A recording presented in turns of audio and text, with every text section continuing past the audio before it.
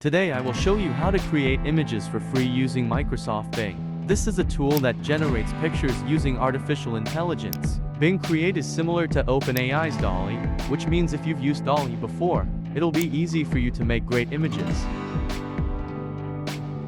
You don't need to use any other app to use this feature, just a web browser on your computer or mobile phone. To get started, you need to have a Microsoft account. You can go to the Bing Create page and click the Join and Create button. If you already have a Microsoft account, you can log in.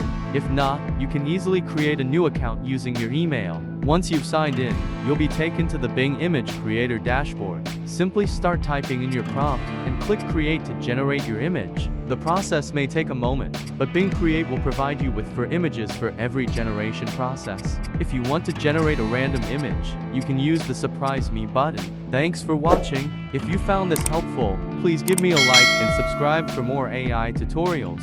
See you in the next video.